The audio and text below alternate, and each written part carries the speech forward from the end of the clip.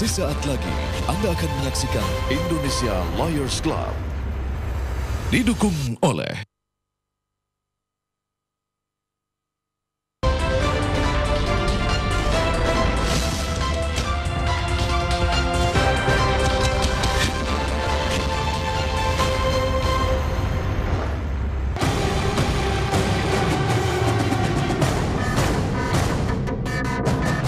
Harap-harap cemas, siapa yang pantas bersanding dalam Pilpres 2019? Meski peluang terbentuk poros ketiga masih terbuka, rematch Prabowo versus Jokowi bukan mustahil terjadi lagi. Dengan segala tenaga saya, dengan segala jiwa dan raga saya. Seandainya Partai Gerindra memerintahkan saya untuk maju dalam pemilihan presiden yang akan datang, saya siap melaksanakan tugas saya. Waktunya ini sangat pendek sekali. Oleh sebab itu saya mengajak kita semuanya, marilah sekali lagi kita keluarkan yang namanya tenaga dalam itu. Sehingga militansi itu muncul kembali. Sederet nama muncul ke permukaan, berlomba jadi yang paling menawan demi bisa berlaga di tahun depan. Ada yang agresif, ada pula yang pasif, menanti dipinang sebagai calon alternatif.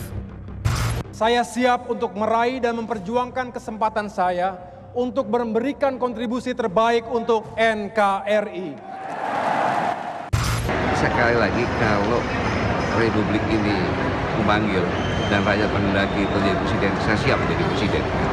Karena itu adalah tugas bagi saya yang harus saya pertanggungjawabkan dengan dharma bakti yang luar biasa dan pantang menyerah sampai akhir hayat saya. Hari pertama kami jadi presiden, saya akan tangkap 100 orang paling brengsek di Indonesia. Kita buang ke Pulau Malaria di Indonesia Tengah. Karena saya tidak ingin mengikuti Presiden Duterte di Filipina. Dia yang badung, yang kacau, raja narkoba, tembak, hukum mati. Itu melanggar hak asasi. Tapi kami kirimkan 100 paling brengsek ke Pulau Malaria. Seandainya mereka sakit, kena malaria dan meninggal, yang melanggar hak asasi manusia bukan Rizal Ramli, tetapi nyamuk malaria. Berbekal dukungan partai ataupun relawan, deklarasi pun dikumandangkan. Yang semula optimistis, perlahan beranjak lebih realistis. Pokoknya PKB harus berjuang join Jokowi Muhaimin. Kita tidak pernah berpikir selain itu. Bagaimana nanti ya kita tunggu sampai pendaftaran. Ya, capres dari PAN itu namanya Zulkifli Hasan ya. Nanti soal koalisi sekarang sedang dijajaki. Masih terbuka ya. Masih terbuka, bisa ke Pak Jokowi, bisa ke Pak Prabowo, bisa ke Pak Gatot. Nanti kita lihat ya, tunggu tanggal mainnya ya. Maka salah satu peluang terdekat bagi PKS adalah menjadi cawapres dari Pak Prabowo. Siapa Pak? Ya kalau dari sisi urutan ya, itu saya katakan itu adalah Pak Aher. Koalisi masih cair, lobi-lobi kian deras mengalir. Namun sosok Gatot Nurmantio yang paling sering menjadi buah bibir. Mantan Panglima TNI ini dianggap layak berpasangan dengan kubu manapun, sebagai cawapres bahkan capres sekalipun.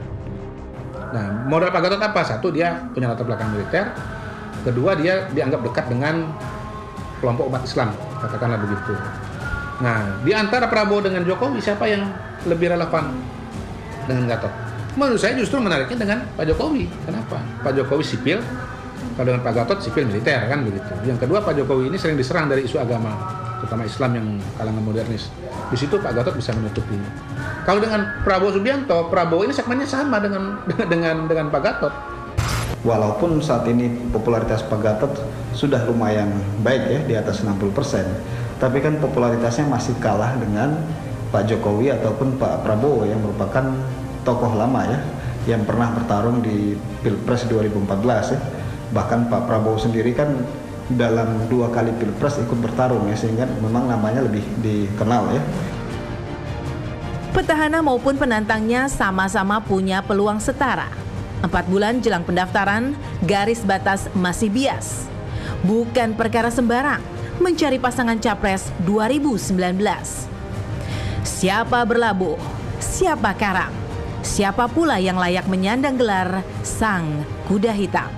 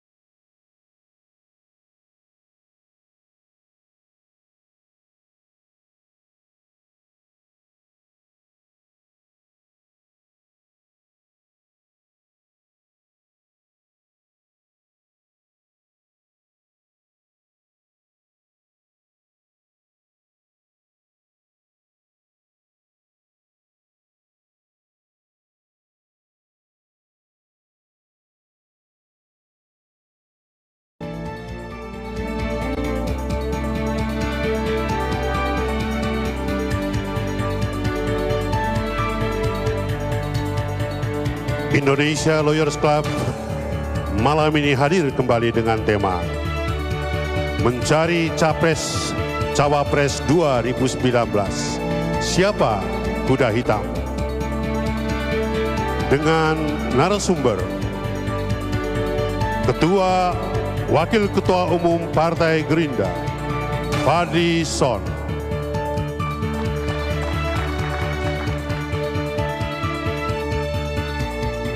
politisi PKS Abu Bakar Al-Habsyi,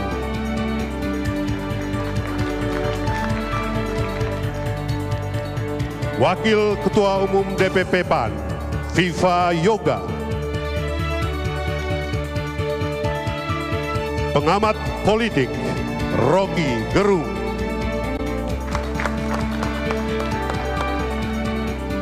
mantan Panglima TNI Jenderal Purnawirawan TNI Gatot Nurmantio,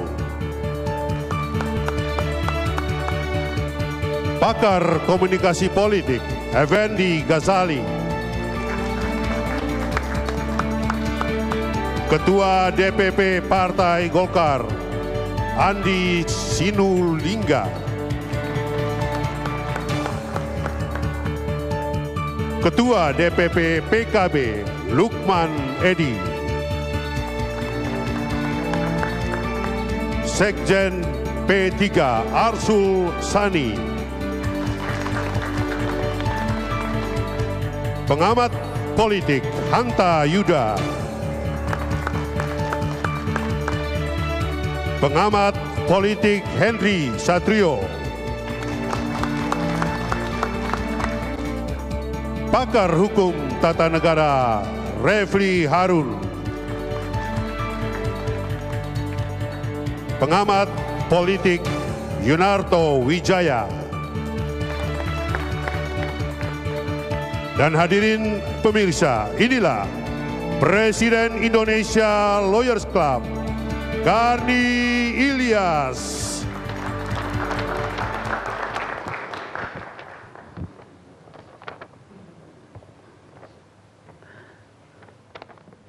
Pemirsa, kita berjumpa kembali malam ini dalam diskusi Indonesia Lawyers Club dengan tema Mencari Cawapres 2019.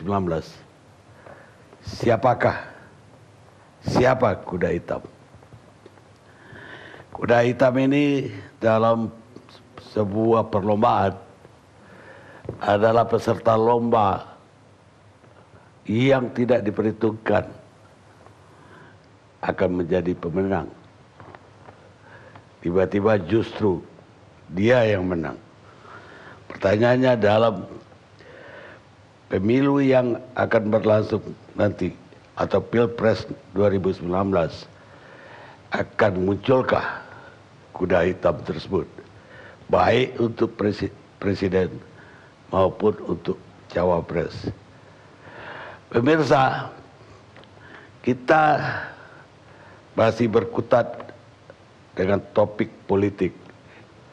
Selain tidak ada kasus hukum yang ramai pekan kemarin ini atau awal pekan ini, juga karena yang paling menonjol dari sebuah percakapan adalah politik.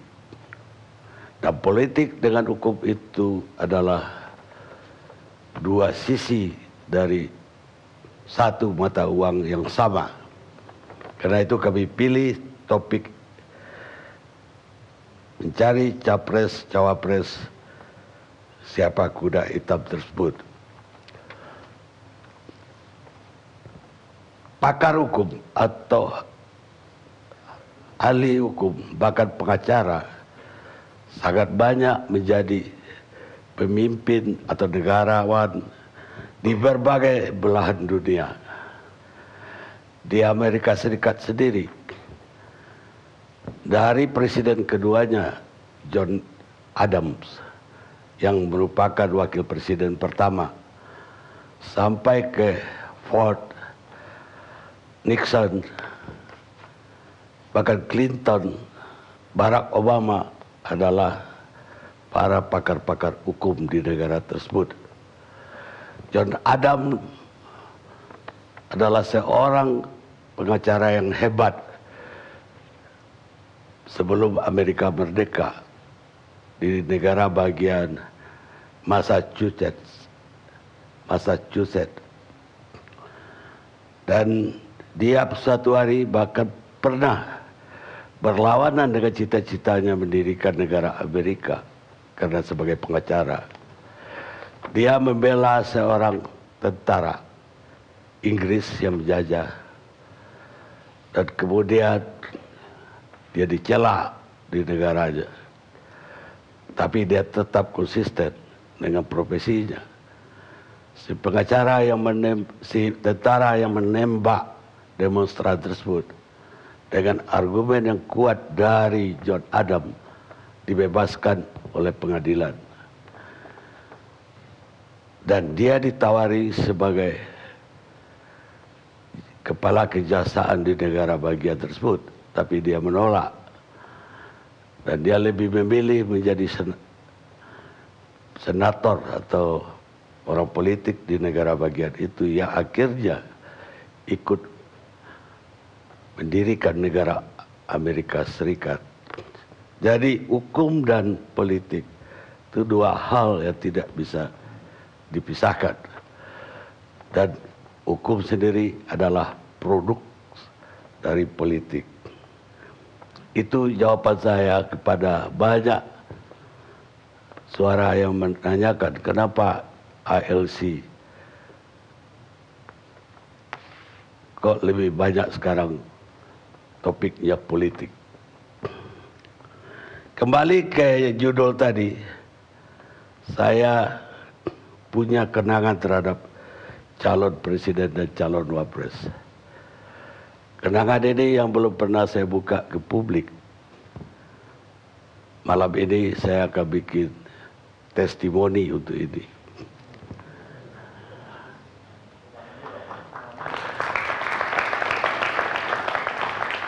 Berapa bulan tahun 2014 sebelum calon-calon presiden dan wapres dimasukkan atau didaftarkan, seorang utusan Ketua Umum Partai PDIP, Ibu Megawati, utusannya bernama Ibu Rini Sumarno, minta ketemu saya. Dan saya temuin waktu itu di kawasan Kuningan. Kalau nggak salah di Bellagio 2 kali pertemuan. Satu lagi di perkantoran di situ. Pertemuan pertama tersebut, waktu itu calon yang santer didiskusikan oleh publik, yaitu Jenderal Prabowo atau Jenderal Purnawirawan Prabowo, ataukah yang akan dipilih Ibu Mega. Tapi besar juga suara yang mendukung, muncul suara yang mendukung Pak Jokowi. Ibu Rini Sumarno bertanya pada saya atas perintah dari Ibu Mega, menurut saya siapa yang lebih tepat jadi calon PDIP, apa Pak Jokowi atau Ibu Mega? Rupanya ketika itu PDIP sendiri masih bingung siapa yang akan jadi calon. Jawaban saya, kalau Ibu Mega, kansnya dengan Pak Prabowo bisa 50-50. Bisa kalah, bisa menang. Tapi kalau Pak Jokowi yang dicalonkan, Pak Jokowi akan menang.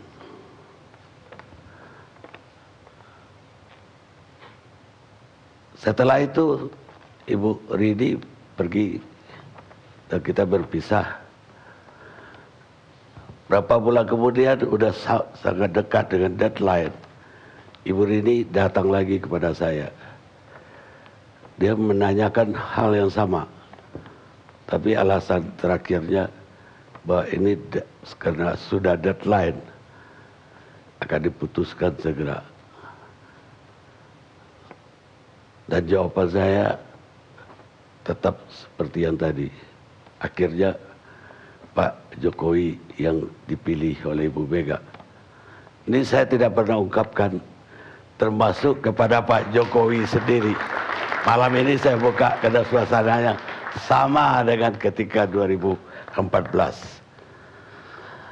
Sekarang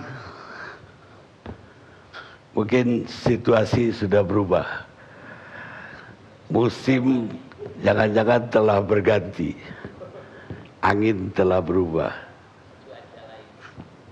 Saya kepingin gambaran dari sohib saya, orang sekampung, namanya Effendi Ghazali. Sekampung kita. Sumando gitu.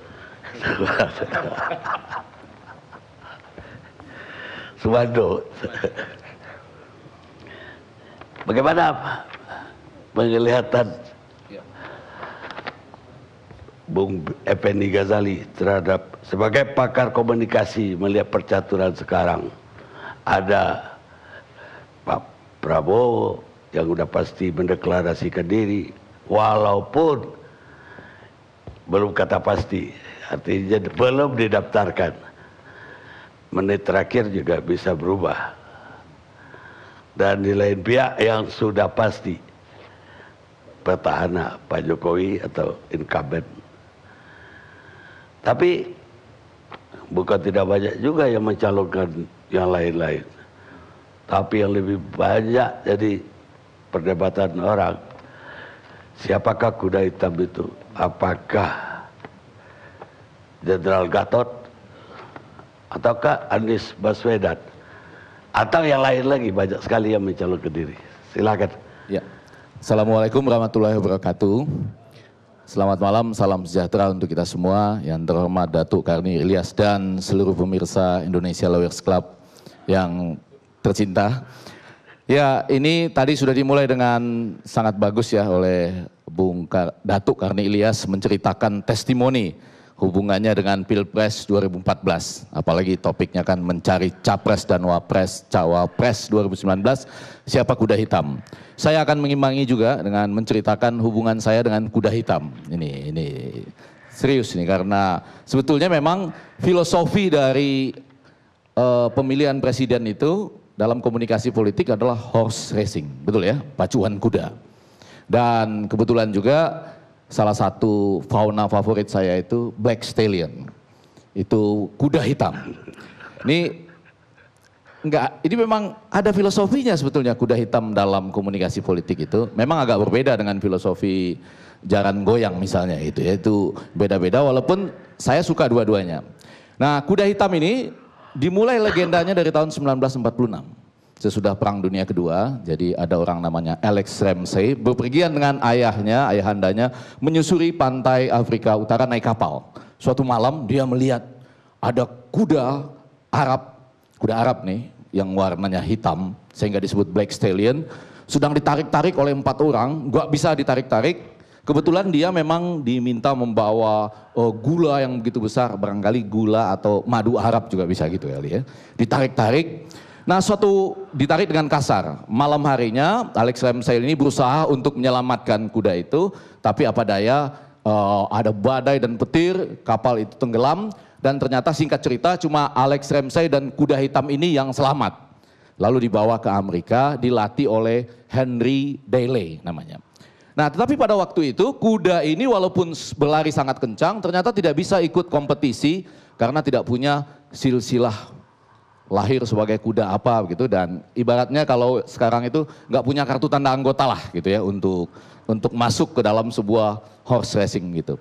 Jadi dia terpaksa mulai di kompetisi yang rendah-rendah, kompetisi antar kuda-kuda yang tidak punya silsilah, yang tidak punya kartu anggota. Lalu ternyata bisa mengalahkan 2 kuda yang sangat hebat di situ, yaitu Cyclone dan Sunrider. Itu sampai Liga 2 lah ya? Iya, Liga 2. Tapi di TV One ya, Liga 2 ya. Kan? Sesudah itu dia sampai bisa bertarung menaklukkan kuda-kuda yang luar biasa. dan selalu disebut sebagai kuda yang semula tidak diunggulkan tetapi mampu menjadi dan mengalahkan banyak kuda-kuda lain dengan prinsip teruslah berlari karena engkau akan menang pada akhirnya. Kurang lebih seperti itu ya. Ini sebetulnya kalau saya teruskan saya bisa sampai cerita soal kuda Arab dan madu Arab, tapi bukan itu. Intinya adalah dua hal. Yang pertama, ini ada pakar hukum tata negara di sini, Pak Datuk Mudo Refli Harun, ada ketua undang-undang pemilu kita, ya, Bapak Lukman Edi. Jadi sebetulnya pacuan kuda atau pacuan politik di tanah air kita dalam Pilpres 2019 ini menjadi tidak menarik.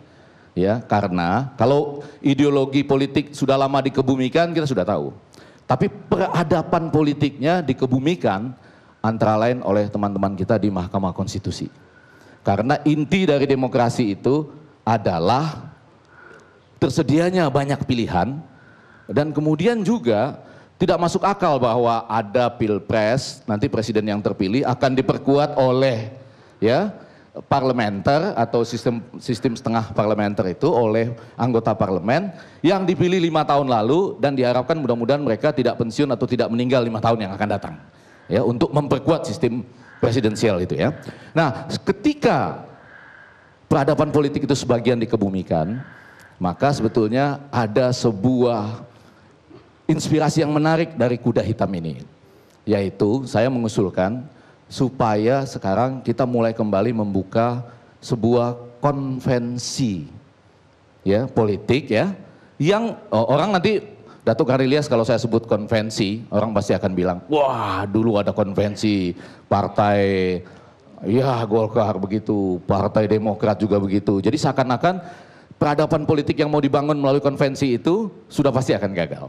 Tapi coba kalau kita lihat apa yang terjadi kalau tidak ada seperti itu? Misalnya kita ambil sekarang tadi Datuk Karnilias menyatakan petahana itu Pak Joko Widodo, Pak Jokowi sudah pasti tinggal mencari cawapres, begitu ya. Nah, mulai banyaklah orang yang seakan-akan menawarkan diri buat jadi cawapres. Setidaknya kita tahu dia menawarkan diri menjadi cawapres itu dari poster-poster dan baliho-baliho yang ada. Walaupun kadang-kadang bilang enggak gitu. Tapi poster-poster dan balihonya jalan terus, ya berarti kan sebetulnya iya gitu. Nah yang jadi masalah dalam posisi seperti itu mereka sebetulnya nggak bisa disebut sebagai orang yang bisa bertarung dalam sebuah konvensi karena tidak ada ujung dan pangkalnya. Sering saya dengar tuh ya, ini betul-betul coba ya, ini rekonstruksi. Sering ketua umum partai bilang kepada anak buah atau teman-temannya lah, jangan anak buah ya, teman-temannya dan anggotanya, jangan galak-galak sama pemerintahan yang sekarang. Abang ini masih ada kesempatan terpilih menjadi calon wakil presiden. Jangan galak-galak, ini masih ada kesempatan nih abang terpilih jadi calon wakil presiden. Jadi dia suruh sendiri lagi, iya tolong diatur-atur dulu, jangan galak-galak lah sama pemerintahan ini. Masih ada kesempatan abang nih untuk terpilih jadi calon wakil presiden. Ini sebetulnya bukan kuda hitam, ini kuda catur. Karena dimainkan oleh orang lain dan jalannya pun nggak bisa lurus, harus L. Harus L gitu. Nah nanti tanpa kepastian ini akan berakhir pada tanggal 10 Agustus jam 23.59 malam. Betul ya? Tiba-tiba aja Anda skakmat, nggak ada ketentuan apapun, ya, tidak sebagaimana sebuah pemilihan, tiba-tiba Anda nggak terpilih aja sebagai cawapres. Betul kan?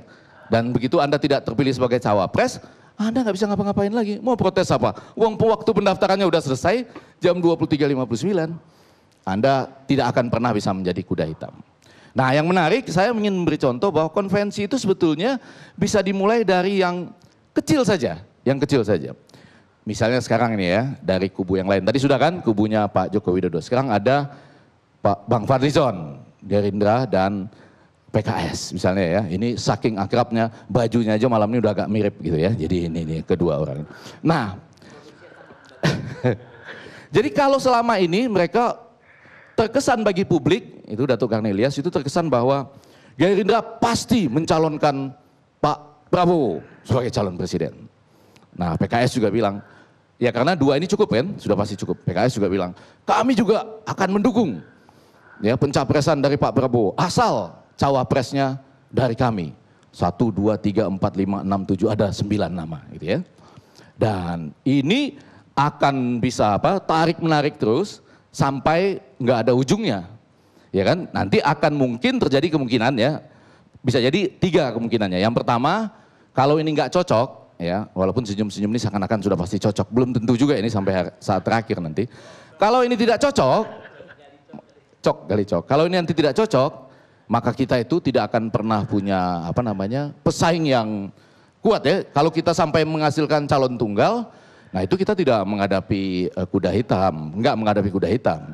Itu kita menghadapi lebaran kuda itu ya, artinya yang enggak ada sebetulnya nilai demokratisnya di situ. Nah, yang lebih penting kemudian adalah kalau ini dipaksa-paksakan, ini ada Hanta Yuda, ada Yunarto dan lain-lain, apakah betul dia bisa menyaingi misalnya Pak Jokowi nanti memilih salah satu pasang lain, apakah ini bisa kuat untuk mengalahkan itu? Karena kalau dari konteks strategi, ini umum saja, orang sering memberikan tepuk tangan, memuji lawan yang diharapkan akan bisa kalah dengan mudah. Betul ya, jadi selamat untuk deklarasi dari Bapak ini memang layak sebagai ketua umum partai, memang harus maju, apalagi diperkuat oleh ini. Sebetulnya dalam hatinya maju aja lah, ini bakalan kalah nih. Jadi gampang bagi kami untuk menyelesaikan pacuan ini gitu ya, jadi itu yang kedua. Nah yang ketiga, kalau nggak cocok, nanti ternyata ya seperti tadi, yang seperti saya katakan seakan-akan menyalahkan sistem. Karena itu kalau boleh usul konkret, sayang Pak Gatot Nurmantio dan calon-calon lain belum datang. Kenapa berdua ini tidak mengadakan dalam tanda petik semacam konvensi, apapun lah namanya ya. Mungkin ada istilah-istilah lain dari Pak Ustadz kita namanya gitu ya. Tetapi kedua partai ini, nanti lama-lama PAN juga bisa gabung loh. Dengan catatan meletakkan secara objektif, ini bukan semata-mata karena Pak Prabowo harus jadi presiden atau cawapresnya harus AHR dan lain-lain.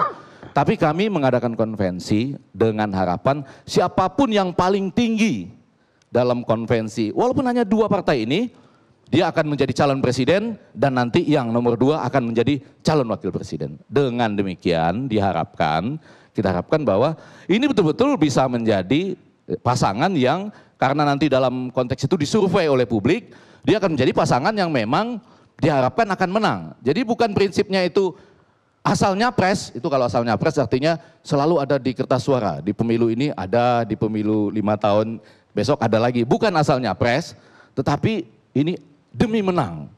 Terserah mau dibilang demi umat, demi hashtag 2019 ganti presiden atau apapun, tetapi ini melepaskan ego masing-masing dan yang paling penting dalam konteks pacuan kuda, kalau ini dilakukan, maka yang paling besar akan diperoleh itu adalah dukungan dari media. Media akan melihat pacuan ini begitu menarik, dan kemudian dalam konteks peradaban politik tadi, kita jadi tahu kenapa Pak Prabowo ingin maju sebagai presiden. Apa isi programnya? Apa bedanya dengan Jokowi? Kenapa Pak AHR ingin menjadi wakil presiden? Apa programnya? Apa bedanya dengan Pak JK ataupun mungkin Pak Muldoko atau siapapun yang lainnya? Jadi kita berharap ini ada semacam kesempatan untuk memunculkan kuda hitam yang berangkat dari keinginan dari partai-partai ini. Kalau bisa 2 ini dulu aja, PKS dan Gerindra. Nanti katanya mau bikin, bisa ada poros ketiga ya, PKB, Demokrat, Partai Bulan Bintang itu bisa mungkin ya, bikin poros ketiga misalnya. Atau PAN ikut di PKS dan Gerindra ini, karena kita berharap banyak ahli-ahli politik di sini, kalau saja kotel efek dalam pemilu serentak itu bisa tercapai, maka itu akan diperoleh oleh partai yang mengusulkan calon terbaik. Tidak mesti ketua umumnya, tetapi kemudian betul-betul dipilih oleh rakyat dan kotel efek atau dampak elektoralnya akan diperoleh oleh partai-partai tersebut. Dan saya ingin menutupnya dengan mengatakan, kan Pak Prabowo nggak perlu takut kalah dong, betul ya Pak Fadlizon ya, sekalipun kita bikin semacam kompetisi atau konvensi itu, dengan hasil yang sekarang yang masih paling tinggi nggak perlu takut kalah dong, betul ya. Nanti kalaupun nanti Gatot ikut, Anies ikut ya, misalnya siapa lagi, kalau Caimin mau gabung juga boleh kan, di situ gitu ya, asal tanda tangan bahwa siapapun yang menang akan diajukan sebagai calon presiden dan calon wakil presiden ya, dan siap juga diajukan sebagai calon presiden dan calon wakil presiden. Jadi di tengah ketidakpastian ini dan di tengah perasaan sur sendiri itu, Datuk Karnilias, saya mengusulkan ada terobosan walaupun itu misalnya dimulai hanya dari PKS dan Gerindra, karena belum tentu dengan konvensi itu Pak Prabowo tidak terpilih. Justru sekarang kansnya di atas kertas. Tapi yang penting publik melihat inilah yang sesuai dengan harapan publik dan dengan demikian meninggalkan ego dari partai masing-masing. Kurang lebih seperti itu, Datuk Karni Ilyas. Jadi Anda masih berharap muncul kuda hitam dari dua kubu tersebut? Iya toh? Iya. Apakah itu berarti Anda meragukan Pak Prabowo bisa menang?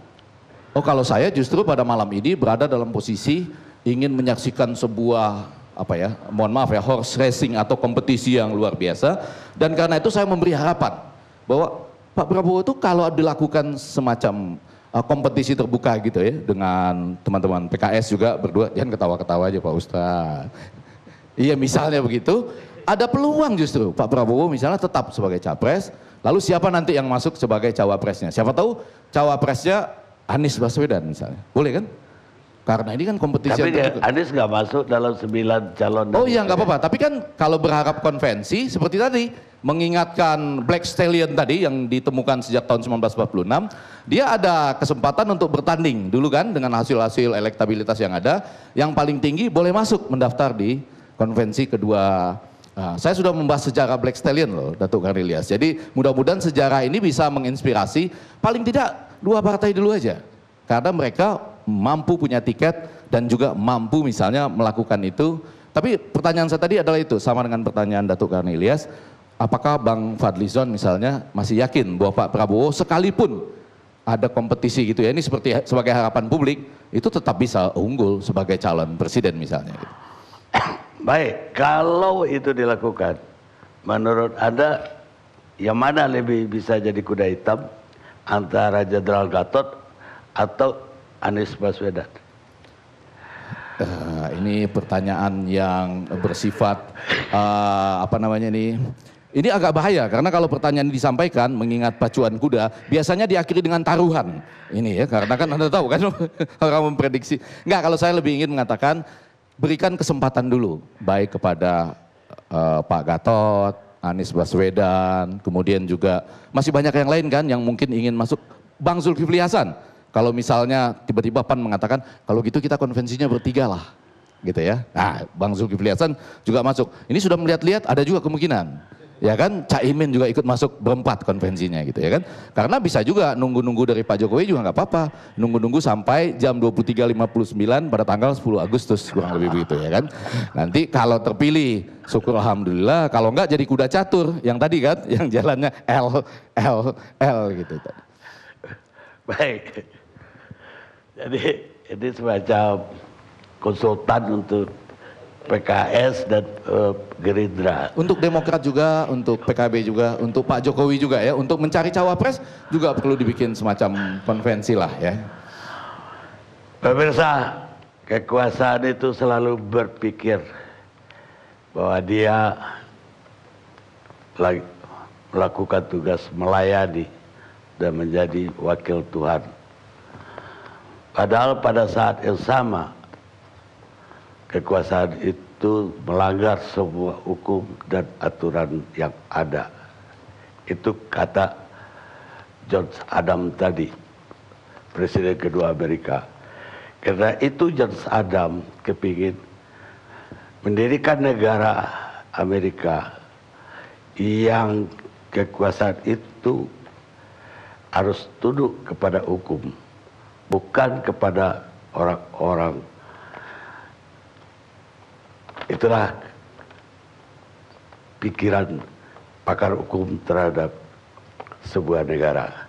Sebelumnya saya mohon maaf, saya kepingin aplaus dulu untuk Budi Cilok yang tadi membawakan lagu Manusia Setengah Dewa, karya Iwan Fals. Kita rehat sejenak.